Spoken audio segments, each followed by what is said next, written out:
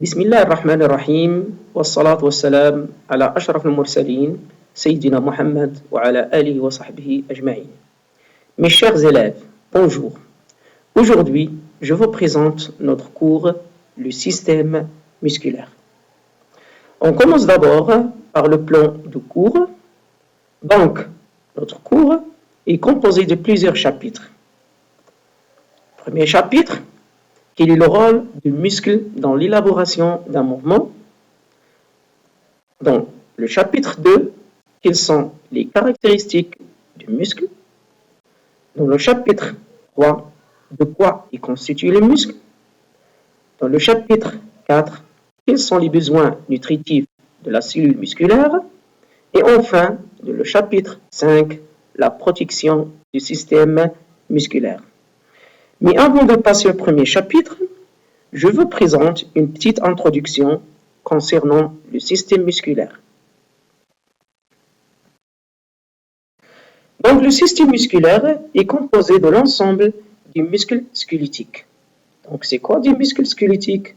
C'est-à-dire des muscles qui sont attachés au squelette et qui jouent un rôle très important dans les fonctions de communication et précisément dans la réalisation des mouvements, soit des mouvements volontaires ou bien des mouvements involontaires où les muscles jouent le rôle des organes effecteurs qui se contractent et permettent la réalisation des mouvements. Maintenant, on passe au premier chapitre, quel est le rôle du muscle dans l'élaboration d'un mouvement. Donc, pour réaliser un mouvement, cela nécessite 3 éléments. Premièrement, les os, et voilà. Les articulations, et voilà. Et les muscles, comme vous voyez. Donc, les muscles sont composés d'une partie centrale appelée le ventre et des extrémités, et voilà,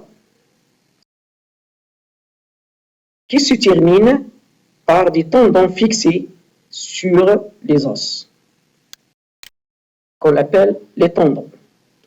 Et selon le nombre des tendons, on peut distinguer plusieurs types de muscles.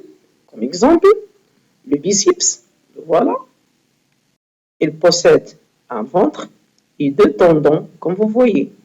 Et l'autre muscle, c'est le triceps, voilà le ventre, et on a tendon numéro 1, 2 et 3, donc il possède 3 tendons, on l'appelle triceps. Donc il y a biceps et triceps. Maintenant, on passe aux articulations. Donc c'est quoi une articulation? Comme vous voyez, voilà l'articulation. C'est quoi une articulation? C'est une zone de jonction entre 2 extrémités osseuses. On a 2 os, par exemple, là voilà. Donc la jonction entre ces 2 os, on l'appelle articulation. Au niveau de l'articulation, il y a présence, comme vous voyez ici, d'un cartilage. Le voilà. À l'extrémité de chaque os. Et aussi, on trouve au milieu ici un liquide qui était visqueux, transparent, ou bien il a une couleur jaune qu'on appelle liquide synovial. Donc le cartilage et le liquide synovial empêchent le frottement des os et facilitent les mouvements. Donc la plupart des mouvements réalisés par notre corps, ce sont des mouvements de flexion et d'extension. Donc comment on réalise ces 2 mouvements? Donc à partir de cette animation flash, on va découvrir comment se réalisent les mouvements de flexion et d'extension. Donc comme vous voyez ici, on a 2 muscles, le biceps et le triceps, qui sont fixés sur les os par les tendons. Donc lorsque le biceps se contracte, regardez ici,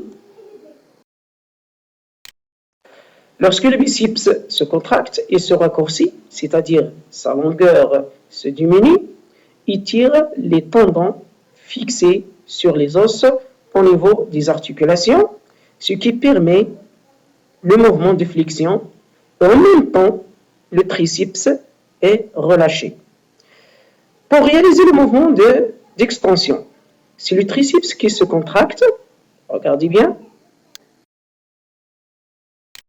donc c'est le biceps qui se contracte, se raccourcit, il tire les tendons fixés sur les os au niveau des articulations, et en même temps, le biceps est relâché. Donc, je répète une autre fois, pour le mouvement de flexion, c'est le biceps qui se contracte et le triceps, comme vous voyez, le biceps se contracte et le triceps est relâché. Et lors d'extension, on a le biceps qui était relâché, mais le triceps qui était contracté. D'accord? Donc, on peut dire, regardez bien, je répète une autre fois, flexion, extension, voilà, flexion. Donc, on peut dire que le biceps et le triceps, c'est-à-dire ces deux muscles, sont des muscles antagonistes, c'est-à-dire ce sont deux muscles qui ont une action opposée au niveau de même articulation. Lorsque le biceps se contracte, le triceps est relâché, et lorsque le triceps se contracte, le biceps est relâché. On passe maintenant au bilan de ce chapitre.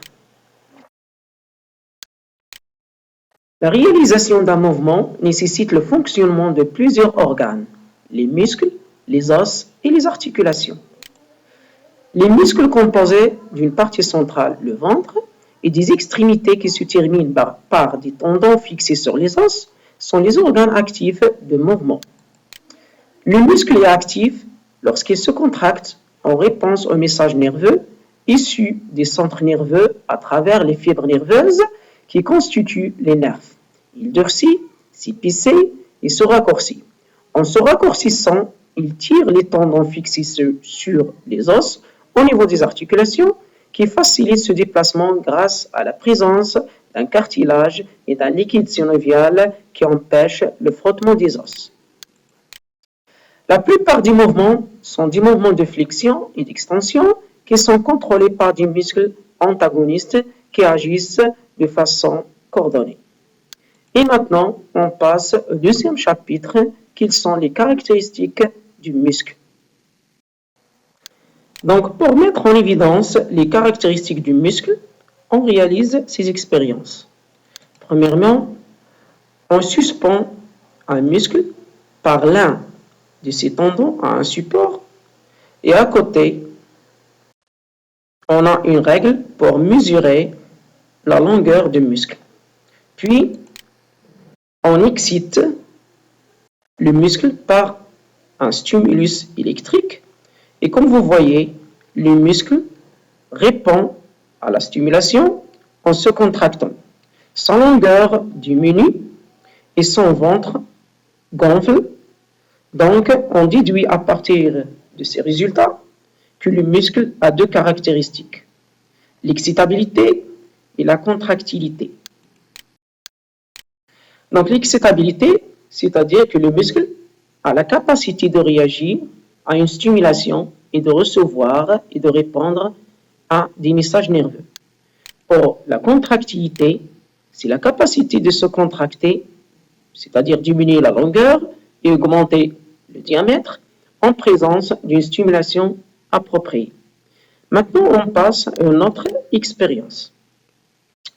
Donc, toujours, on suspend un muscle par l'un de ses tendons à un support, comme vous voyez ici, et on suspend un plateau, voilà, à l'autre tendon.